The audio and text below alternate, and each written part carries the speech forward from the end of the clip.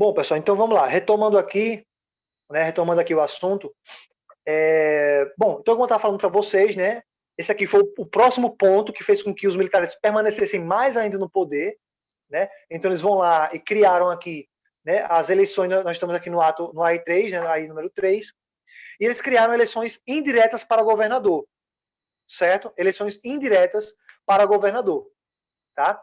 Bom, e como eu estava falando para vocês, pessoal, o Brasil, geograficamente falando, o Brasil é muito grande, tá? Então é preciso que você tenha pessoas da sua confiança controlando.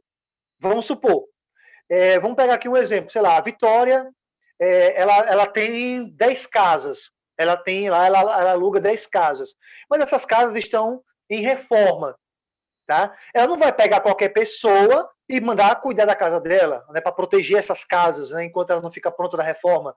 Até porque um tipo de furto que é muito comum no Brasil, e isso chega a ser ridículo, é roubo de material de construção. Né? Eu sei porque meu pai era pedreiro, né, na época que eu morava em Maceió, né, com a minha família, meu pai tinha algumas casas que ele construía, né, vendia e comprava material para construir outras, né, para poder ir revendendo, aí alugava e algumas ele vendia. E, cara, era terrível, velho. Era estresse todo dia, porque as pessoas roubavam material de construção. Né? Inclusive, tem até um livro muito famoso no Brasil, faz parte da literatura clássica brasileira, né, que é O Cortiço. Não sei quantos aqui já leram esse livro, O Cortiço, que é justamente conta a história justamente do protagonista. Ele já começa o livro roubando material de construção. E ele acaba construindo lá o cortiçozinho dele, né, o condomíniozinho dele lá, só com material roubado. Né? Então é bem a cara do brasileiro isso. Tá? Então, gente, é o seguinte. Pronto, já leu Maíla? Se não leu, cara, leia lá que você vai gostar. É um livro bem engraçado. É um dos meus livros preferidos, né, assim, da literatura clássica. Eu não curto muito literatura clássica, eu acho uma leitura muito chata, sendo bem sincero. Né? Que a Carol não me ouça falando isso. Eu entendo a importância e a grandiosidade dos literários brasileiros, mas são livros muito chatos. A verdade é essa. Com a língua culta fica mais chato ainda. Né? Mas o Curtiço é um bom exemplo, para mim, na minha opinião, claro, é um bom exemplo de livro interessante de se ler. Né? Mas continue, Maíla, continue lendo, você vai gostar, cara. Aí a história começa a ficar interessante, porque vai aparecendo outros personagens, vai aparecendo alguma resenha no meio e tal, é bem interessante. O começo, geralmente, é meio chatinho mesmo. Bom, outro livro, inclusive, também da literatura clássica que eu curto também é o Memórias do Sargento de Milícia. Também é muito engraçado também, conta a história de um moleque que é encapetado, né? Não sei se é porque eu me vi nesse moleque, mas enfim. Bom, pessoal, então nesse exemplo da casa que eu estou falando para vocês têm que fazer o quê? No caso da Vitória, ela tem que contratar, indicar pessoas que sejam confiáveis para ela, da confiança dela, para que cuide da casa dela, das casas dela. Bom, pegando essa metáfora, pegando esse exemplo, você pode entender o que aconteceu no Brasil. O Brasil era muito grande, tá? O Brasil era muito grande. Então era necessário você indicar pessoas da sua confiança, no caso os militares, precisavam de pessoas da confiança deles para controlar o Estado. Pessoal, isso aconteceu no Brasil inteiro.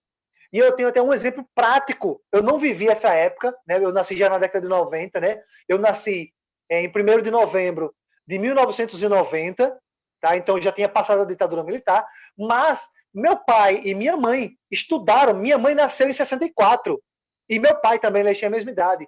Minha mãe e meu pai nasceram em 64, então eles viveram a ditadura aqui no Brasil. E o meu professor de história, né, o cara que me incentivou a ser professor de história, o professor Jorge, acho que eu já falei para vocês sobre ele, né? Ele é professor do lado Quintela. E o Jorge, ele viveu também, ele estudou nessa época da ditadura. E, gente, o que não falta é documentos aqui em Anapiraca que mostram que isso é verdade.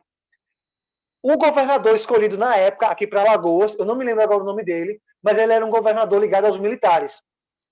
Gente, em toda porta de sala de aula, nas escolas de aqui de Arapiraca, lembrando que não tinha tantas escolas quanto tem hoje, tinha quem? Tinha o Premen, se eu não me engano, tinha o Quintela já, eu não sei se já tinha o Aurino, eu sei que eram poucas escolas que tinham na época aqui no Brasil, aqui em Arapiraca.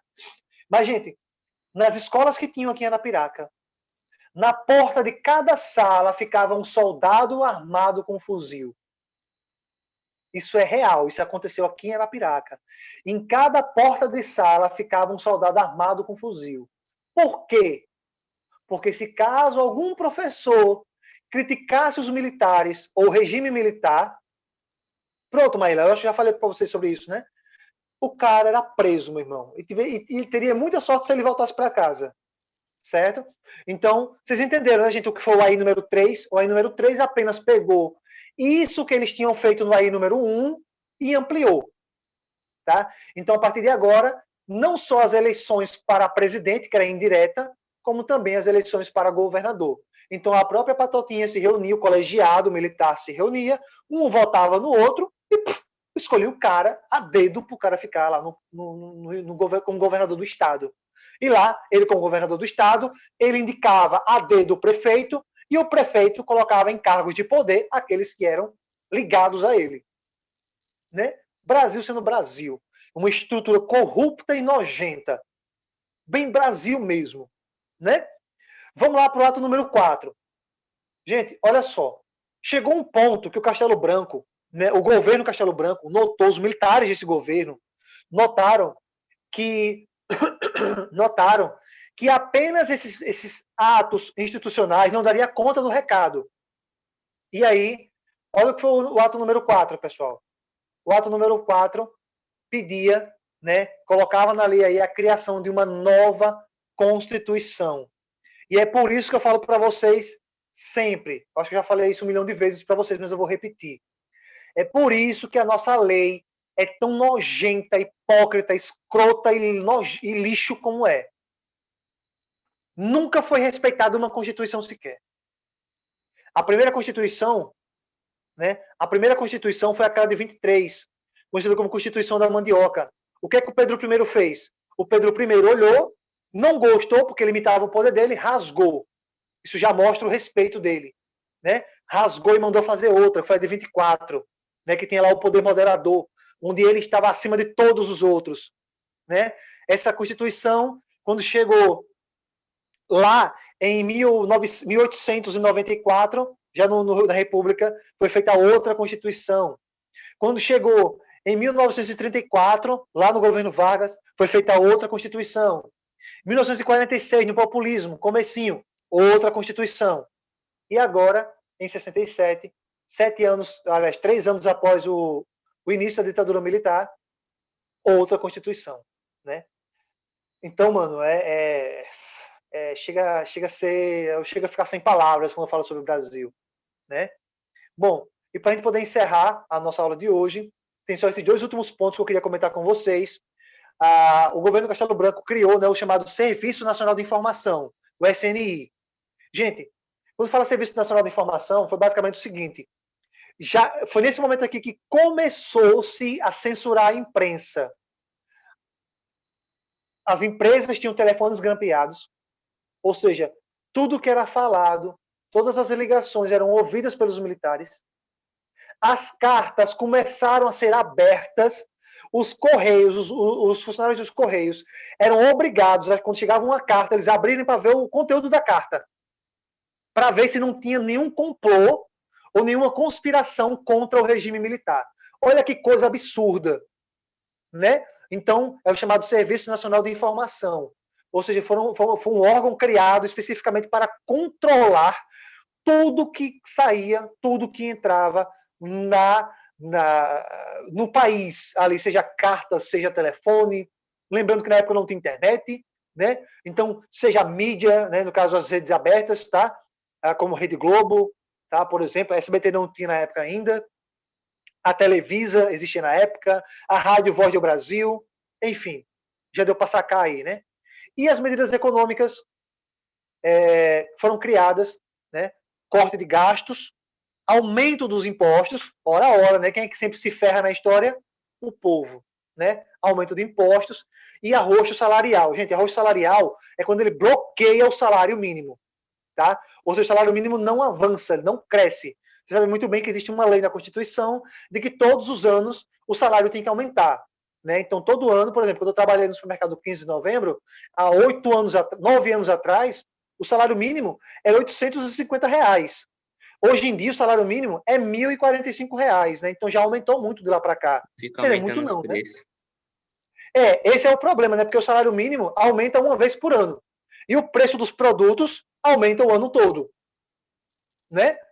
Mas, enfim, o capitalismo está cagando na nossa cabeça, né? Sendo bem sincero. Tá, gente? Então, arroxo salarial é quando o salário fica congelado, ele não aumenta, tá? Existe um arroxo, um corte de gastos. E aí, gente, vai surgir uma frase extremamente escrota, tá? Vou utilizar bem o termo correto, uma frase escrota, nessa época do governo militar, tá? Que era o seguinte, eu vou até colocar essa frase entre aspas, certo? Eita, perdão, gente.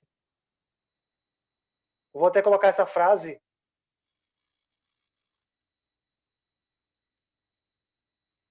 Só um minutinho, pessoal, que travou aqui um pouco. Só um minuto.